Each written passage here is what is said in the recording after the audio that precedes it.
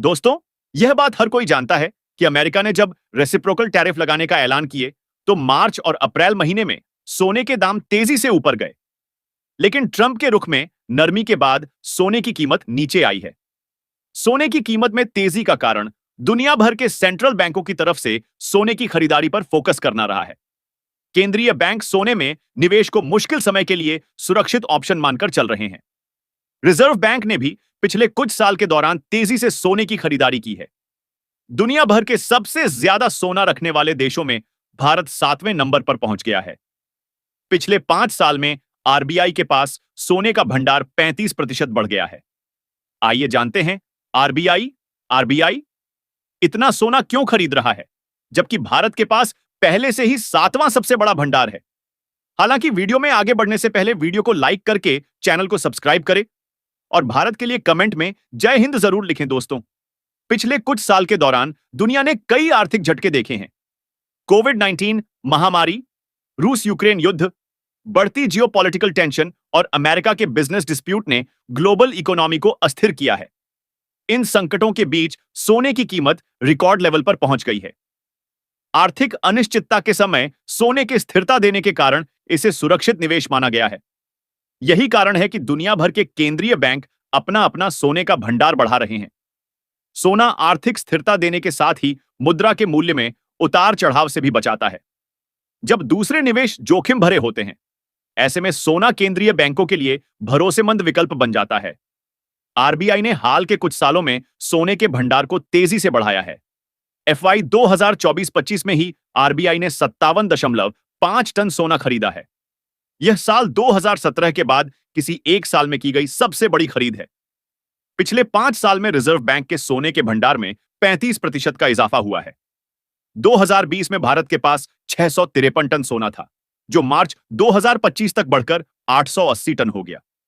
भारत का वैश्विक सोने के भंडार में 7वां नंबर है। 2015 में भारत इस लिस्ट में 10वें नंबर पर था। वर्ल्ड गोल्ड काउंसिल WGC के अनुसार भारत के पास कुल विदेशी मुद्रा भंडार का 11.35% हिस्सा सोना है। यह 2021 में 6.86% था। आरबीआई की तरफ से सोना खरीदे जाने का सबसे बड़ा कारण अमेरिकी डॉलर की अस्थिरता है। बैंक ऑफ बड़ौदा के चीफ इकोनॉमिस्ट मदन सबनवीस कहते हैं, हाल के सालों में डॉलर की कीमत में काफी उतार चढ़ाव देखा गया है। सोना एक स्थिर विकल्प है जो रिस्क को कम करता है। अमेरिकी डॉलर दुनिया की प्रमुख रिजर्व मुद्रा है, लेकिन इसकी कीमत में बदलाव और अमेरिकी ट्रेजरी यील्ड बढ़ने से केंद्रीय बैंकों के लिए रिस्क बढ़ गया है। कई बैंक अपने डॉलर भंडार को कम करके सोने में निवेश कर रहे हैं। आरबीआई सितंबर 2022 से 214 टन सोना भारत वापस लाया है। यह कदम ग्लोबल अस्थिरता के बीच देश में सोने के भंडारण को बढ़ाने की पॉलिसी दर्शाता है।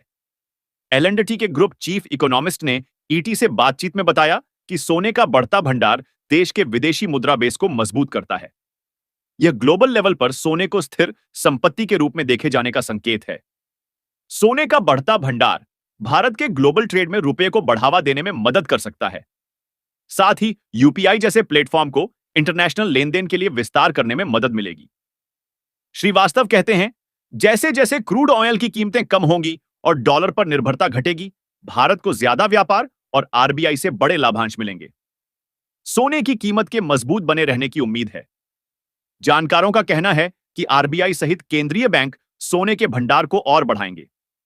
आरबीआई की तरफ से सोने की खरीद भारत की लंबे समय में आर्थिक स्थिरता की दिशा में अहम कदम है। सोना न केवल आर्थिक अनिश्चितता से बचाता है, बल्कि यह भारत की ग्लोबल इकोनॉमिक सिचुएशन को भी मजबूत करता है। जैसे जैसे ग्लोबल ट्रेड में रुपये की हिस्सेदारी बढ़ेगी, सोने का भंडार भारत को और ज्यादा आत्मनिर्भर बनाएगा। तो दोस्तों, आपका कहना चाहेंगे इस खबर पर आप हमें अपनी राय कमेंट बताएं। और क्या आपको भी लगता है कि अगर भारत भी एक मजबूत देश बांधा जा रहा है, जो आने वाले टाइम में आम जनता के लिए भी लाभदायक होगा? आप हमें अपनी राय कमेंट में जरूर बताएं और देश दुनिया से जुड़े इसी तरह की जानकारी के लिए हमारे चैनल को सब्सक्राइब करके बेल आइकन को प्रेस करना बिल्कुल भी ना भूलें और जाते जाते कमेंट में भारत के लिए जय हिंद जरूर लिखें।